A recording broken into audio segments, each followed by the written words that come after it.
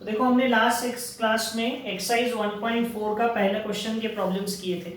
अब इस एक्सरसाइज में दो और क्वेश्चन है, तो उसमें का क्वेश्चन नंबर 2 देखो क्या दिया है। इसमें दिया है कि rewrite the following statement without using if then. बिना इफ देन का यूज किए आपको इन स्टेटमेंट को फिर से लिखना है। ये स्टेटमेंट में इफ देन है, और इफ देन से जो दो स्टेटमेंट जुड़े हुए हैं वो कौन से हैं? एक स्टेटमेंट है अ मैन इज अ जज, और दूसरा स्टेटमेंट है ही इज ऑनेस्ट। ही मतलब मैन, ठीक है। तो यहां पर हम एक काम करते हैं, पहले स्टेटमेंट को पी ले लेते हैं। Let P a man is a जज, ठीक है, and Q is he is honest.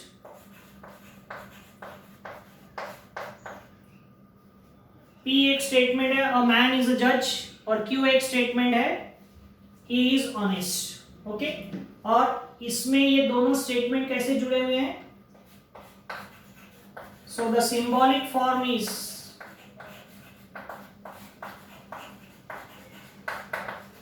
दिए हुए स्टेटमेंट का सिंबॉलिक फॉर्म क्या होगा? P implies Q। क्या होगा? P implies Q। तो ये P implies Q है, हमको इसको लिखना है बिना ये इंप्लीकेशन के। तो हमने अभी एक फॉर्मूला पढ़ा, conditional law. We have conditional law. क्या है कंडीशनल लॉ? कि P implies Q is logically equivalent to negation P और Q। P implies Q किसके इक्वल है? निगेशन P और Q के इक्वल है। तो अब हम P implies Q नहीं लिखेंगे, उसको निगेशन P और Q के फॉर्म में लिखेंगे। तो इसका फॉर्म क्या हो जाएगा? Negation P। P क्या है? अ मैन इज अ जज। तो अ मैन इज नॉट अ जज। अ मैन इज नॉट अ जज, ये हो गया निगेशन P। और Q क्या है? ही इज ऑनेस्ट, और he is honest। ये हमने इस स्टेटमेंट को सिंबॉलिक फॉर्म में लिख लिया, और ये यानी ये। तो हमने इस स्टेटमेंट को बिना इफ देन यूज किए इस तरह से हम कन्वर्ट कर सकते हैं। कौन सा लॉ का इस्तेमाल करके? कंडीशनल लॉ का। आ रहा है समझ में? वैसे ही बिल्कुल ये क्वेश्चन है, देखो यहां पर दो स्टेटमेंट कौन से हैं? इफ देन के बीच में लिखा हुआ है f(2) = 0, और दूसरा लिखा है f(2) है ना, f(2) = 0, और दूसरा स्टेटमेंट है f(x) is divisible by x - 2। ऐसे दो स्टेटमेंट है आपके पास। तो हम एक स्टेटमेंट को सेम ऐसे ही जैसा यहाँ किया है p ले लेते हैं, या f(2) = 0, और q ले लेते हैं f(x) is divisible by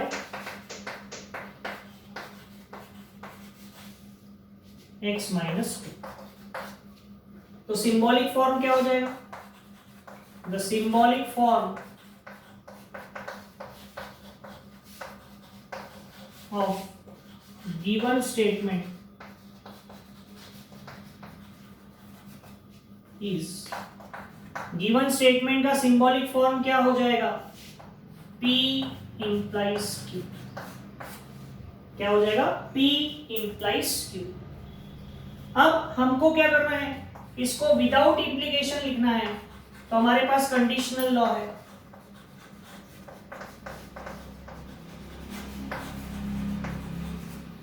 क्या है वो conditional law?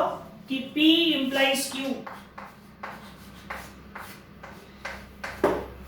P implies Q is logically equivalent to negation P और Q। P implies Q किसके इक्वल है? निगेशन P और Q के। तो अब इसको हम वैसे ही जैसे इसमें कन्वर्ट किया वैसे कन्वर्ट करते हैं। तो क्या होगा? Negation P। तो P है आपका f(2) = 0, तो हम लिखेंगे f(2) is not equals to 0। बाद में क्या आएगा? और Q, what is Q? f(x) is divisible by x - 2। ठीक है, तो इस तरह से हम दिए हुए स्टेटमेंट को बिना इफ देन का यूज करे लिख सकते हैं। इसमें एक और क्वेश्चन है, वो आप सॉल्व कर लेंगे। अब देखो इस एक्सरसाइज का लास्ट क्वेश्चन जो है, विदाउट यूजिंग ट्रूथ टेबल, यानी बिना ट्रूथ टेबल के आपको ये लॉजिकली इक्विवेलेंट है ये प्रूव करना है। अब बिना ट्रूथ टेबल से लॉजिकली इक्विवेलेंट प्रूव करना है तो कैसे करेंगे? तो अभी हमने जो लॉस पढ़े थे ना, उनका इस्तेमाल हमको करना पड़ेगा। और जब भी हम कोई लॉ का इस्तेमाल करते हैं तो उसका रीजन आपको साइड में लिखना है। तो देखो लेफ्ट हैंड साइड आपको दिया है P डबल इंप्लीकेशन Q, तो इसको हम क्या लिखेंगे? P implies Q and Q implies P। P double implication Q का मतलब क्या होता है कि P Q implies कर रहा है एंड Q P implies कर रहा है। ये हमने पढ़ा था bye conditional law.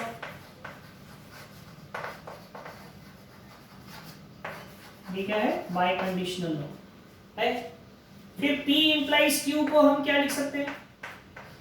Negation P और Q। P implies Q को क्या लिख सकते हैं? निगेशन P और Q। And Q implies P को क्या लिख सकते हैं? निगेशन Q और P। क्यों? ये हमारा कंडीशनल लॉ है।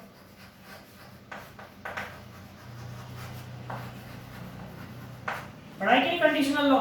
P implies Q is equal to negation P और Q। अब उसके बाद हमें इसको प्रूव करना है ऐसे, तो हम क्या करेंगे? देखो जरा ध्यान में देंगे, ये निगेशन P और Q है, एंड ऑपरेशन है, उसके बाद एक ब्रैकेट है, तो हम इसमें डिस्ट्रीब्यूशन करते हैं। इसमें हम क्या करते हैं? डिस्ट्रीब्यूशन। कैसे? देखो जैसे अगर हमको दिया है a plus b into x plus y, ऐसा रहता है, तो हम क्या करते हैं?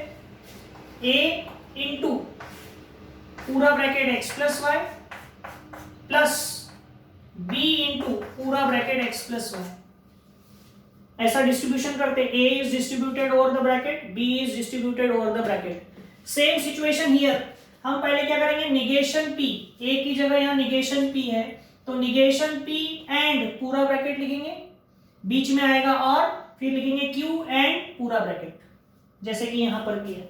नंबर्स में हमको थोड़ा आसानी से समझ में आता है, वही लॉजिक यहां लगाना है। तो डिस्ट्रीब्यूटिव प्रॉपर्टी से ये ऐसा हो जाएगा कि देखो निगेशन p एंड पूरा ब्रैकेट,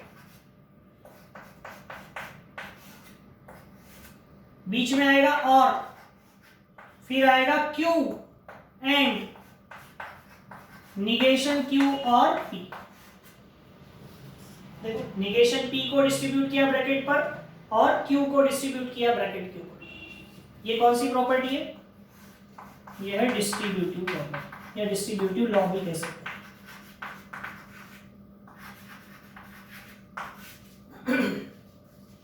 अब क्या करते हैं?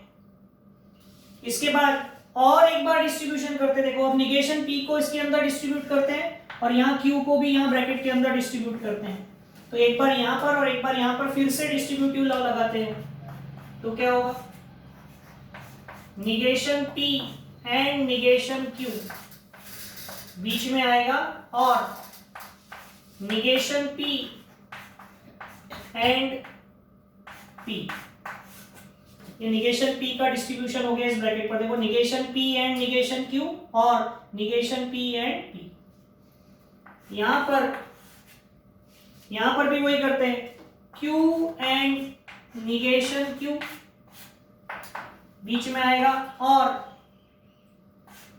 q and p, q and p। ठीक है, तो क्या हो जाएगा? ये कौन सी प्रॉपर्टी है? फिर से डिस्ट्रीब्यूटिव।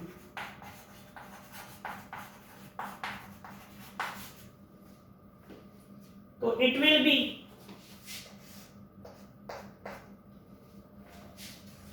ये देखो ये एज इट इज रहेगा negation p and negation q,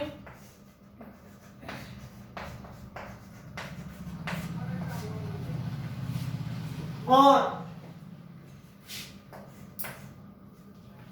negation p and p। तो कोई भी स्टेटमेंट और उसके ही निगेशन का जो एंड ऑपरेशन है वो क्या होता है? p एंड निगेशन p क्या होता है? फॉल्स। पढ़ा था हमने कि p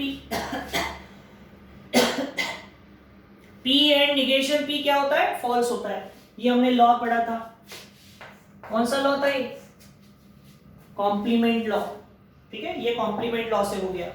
और यहां पर भी देखो वही है, और यहां पर भी देखो Q एंड निगेशन Q, ये भी क्या होगा, फॉल्स। और Q एंड P,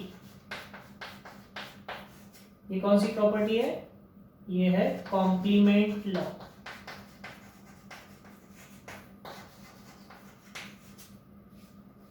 उसके बाद फॉल्स के साथ और ऑपरेशन है अगर किसी स्टेटमेंट का, तो फॉल्स के साथ और ऑपरेशन किसी भी स्टेटमेंट का हो तो आंसर क्या होता है, वो statement negation P and negation Q।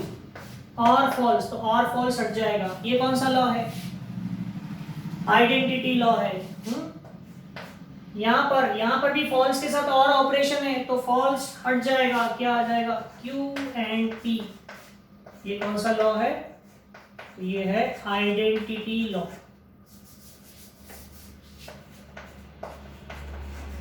Identity, ठीक है। तो इस तरह से ये क्वेश्चन हमको सॉल्व करना है, बस इसके बाद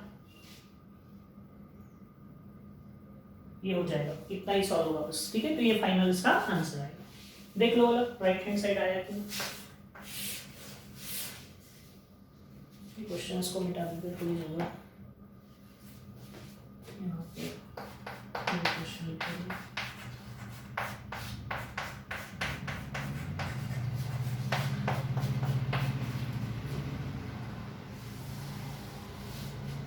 तो ये क्या आ गया, it is nothing but right hand side,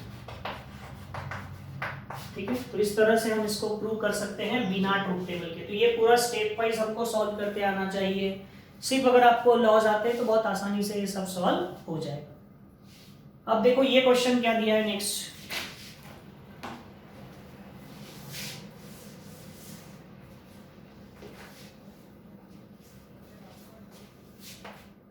इसमें भी देखो लेफ्ट हैंड साइड से शुरू करते हैं, P और Q एंड P और निगेशन Q, ऐसा भी है। तो यहां पर देखो पहला यहां पर भी P है, पहला यहां पर भी P है, ठीक है, और दोनों में और है।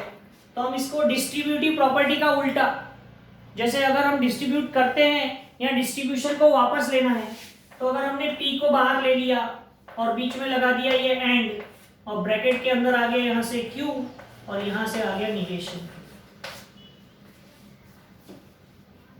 देखो इसको वापस अप्लाई करके देखो क्या गड़बड़ हो गई हो, यहां और होना और यहां, इसको वापस डिस्ट्रीब्यूट करके देखते हैं क्या होगा। देखो P और Q, बीच में आएगा एंड, P और निगेशन Q, यानी डिस्ट्रीब्यूटिव प्रॉपर्टी है लेकिन रिवर्स वे से हमने यूज की। तो ये कौन सी प्रॉपर्टी से आ गया, डिस्ट्रीब्यूटिव। डिस्ट्रीब्यूटिव प्रॉपर्टी का यूज किया, डिस्ट्रीब्यूटिव लॉ भी लिख सकते हैं, आएगा सर। अब P और ये Q एंड निगेशन Q और उसके ही निगेशन का एंड ऑपरेशन हमेशा क्या होता है, फॉल्स होता है। ये कौन सी प्रॉपर्टी है, कॉम्प्लीमेंट लॉ। तो ये हो जाएगा फॉल्स एंड है, ये है कॉम्प्लीमेंट लॉ, ठीक है। और फॉल्स के साथ और ऑपरेशन अगर है तो आपका आंसर क्या होगा, इट डिपेंड्स ऑन P अगर ट्रू है तो आंसर ट्रू होगा, नहीं तो फॉल्स। ये कौन सा लॉ है, ये आइडेंटिटी लॉ है। ये कौन सा लॉ है, आइडेंटिटी लॉ। तो इस तरह से हम ये प्रॉब्लम को सॉल्व कर सकते हैं। आया समझ में। इसमें और भी देखो क्वेश्चंस दिए हुए हैं एक्सरसाइज में। अब देखो इसका क्वेश्चन नंबर 3 जो है, ये हमें प्रूव करना है कि P एंड Q और निगेशन P एंड Q और P and negation Q is logically equivalent to P और Q। तो इसके लेफ्ट हैंड साइड से हम शुरुआत करते हैं, P एंड Q और निगेशन P एंड Q और P एंड निगेशन Q। ठीक है, तो क्या हो जाएगा ये दोनों ब्रैकेट्स देखो, इसमें भी एंड के बाद Q है, इसमें भी एंड के बाद Q है, तो हम डिस्ट्रीब्यूटिव जो प्रॉपर्टी है उसको रिवर्स वे से इस्तेमाल करते हैं इसमें। तो ये क्या हो जाएगा, P और निगेशन P और एंड Q। और ये बाद का जो ब्रैकेट है ये ऐसे कैसे रहने दिया होगा क्या, देखो अप्लाई करके देख लो फिर। P and Q, and Q अंदर आएगा तो P एंड Q और निगेशन P एंड Q। ये कौन सी प्रॉपर्टी है, डिस्ट्रीब्यूटिव प्रॉपर्टी, उसका रिवर्स है। ध्यान में आएगा सबको ये डिस्ट्रीब्यूटिव लॉ। देखो जनरली ये सामने में रहता है फ्रंट साइड में, ये एंड Q बाद में, तो बाद में रहने दिया। क्या किया, P और निगेशन P हो गया और एंड क्या आ गया, Q। तो हमको पता है कोई भी स्टेटमेंट और उसके ही निगेशन का और ऑपरेशन क्या होता है, P और निगेशन P। कोई भी स्टेटमेंट और उसके खुद के ही निगेशन का और क्या होता है, हमेशा ट्रू होता है। ये हो जाएगा ट्रू। तो ट्रू एंड Q और P एंड निगेशन Q। कोई भी स्टेटमेंट और उसके ही निगेशन के बीच में अगर एंड या और ऑपरेशन है तो वो ट्रू होता है, सॉरी अगर और है तो ट्रू होता है, एंड रहा तो फॉल्स होता है। तो ये कौन सी प्रॉपर्टी थी, ये था कॉम्प्लीमेंट लॉ, ये था कॉम्प्लीमेंट लॉ। ठीक है, तो ये हो गया ट्रू एंड Q। हमको पता है किसी भी केस में ट्रू के साथ अगर आप एंड ऑपरेशन लेते हैं स्टेटमेंट का तो आंसर डिपेंड करेगा Q पर। Q अगर ट्रू है तो आंसर ट्रू रहेगा, Q अगर फॉल्स है तो आंसर क्या रहेगा, फॉल्स। ठीक है, तो ये क्या हो जाएगा, Q और P एंड निगेशन Q। ठीक है, तो ट्रू एंड Q ये कौन सा लॉ है, ये आइडेंटिटी लॉ है। ये हो जाएगा आइडेंटिटी लॉ। ये जस्टिफिकेशन जरूर लिखना है। अब उसके बाद Q और P एंड निगेशन Q है, तो हम इस Q को डिस्ट्रीब्यूट करते हैं तो क्या हो जाएगा, Q और P एंड Q और निगेशन Q। ये कौन सा लॉ है, तो ये डिस्ट्रीब्यूटिव लॉ, डिस्ट्रीब्यूटिव लॉ। ठीक है, अब Q और P एंड हमको पता है कोई भी स्टेटमेंट और उसके ही निगेशन का और ऑपरेशन हमेशा क्या होता है, ट्रू। ये कौन सा लॉ है, ये कॉम्प्लीमेंट लॉ। और कोई स्टेटमेंट का ट्रू के साथ अगर आप एंड ऑपरेशन लेते हैं तो आपका जो फाइनल आंसर है, कोई भी स्टेटमेंट का ट्रू के साथ अगर एंड ऑपरेशन लिया तो आपका फाइनल आंसर डिपेंड करेगा वो स्टेटमेंट क्या है उस पर। ठीक है, ये कौन सा लॉ है, ये है आइडेंटिटी लॉ। आप देख लो वाला राइट हैंड साइड आ गया कि अब Q इंप्लाइज P है, सॉरी Q और P है, उसको P और Q कर लो। ये कॉम्यूटेटिव लॉ है, कॉम्यूटेटिव।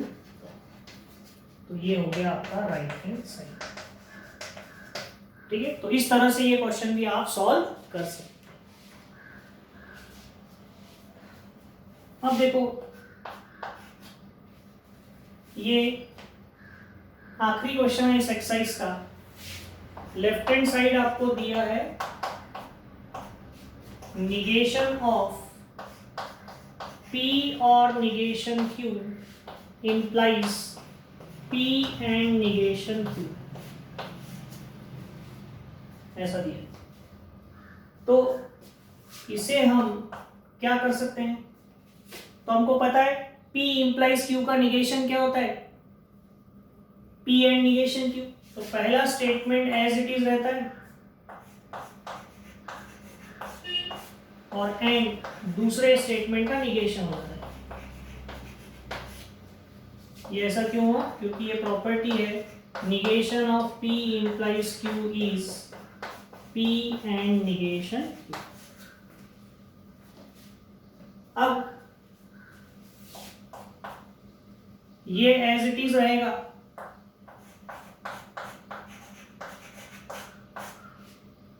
एंड ये निगेशन को अंदर लेकर जाते हैं, तो निगेशन को अंदर लेकर जाएंगे तो क्या होगा, निगेशन ऑफ P एंड का क्या हो जाएगा और ये निगेशन ऑफ निगेशन Q। क्या किया हमने, निगेशन को अंदर ले गए तो negation of P, negation of negation Q, and का क्या हो जाएगा और। ये प्रॉपर्टी है क्या कि कौन सा ऑपरेशन था, and negation of P and Q is logically equivalent to negation P और निगेशन Q। ओके, तो ये हो गया P और निगेशन Q, एंड ये हो गया निगेशन P और ये निगेशन ऑफ निगेशन, तो निगेशन निगेशन कैंसिल होकर कितना आ जाएगा, Q। क्यों, ये हमको पता है कि निगेशन ऑफ निगेशन P क्या होता है, P। तो ये आपको मिल गया। तो हमको क्या प्रूव करना था, देखो P और negation Q and negation P और Q, it is nothing but right hand. तो इस तरह से ये एक्सरसाइज 1.4 हम सॉल्व कर सकते हैं। इसके बाद अब इस चैप्टर में बचा है ये जो लॉजिक अभी तक हमने जो पढ़ा, इसकी एप्लीकेशंस क्या है, क्यों पढ़ रहे हैं लॉजिक, कहाँ इसका एप्लीकेशन है, तो हम पढ़ेंगे स्विचिंग सर्किट्स में इसका application in our next class.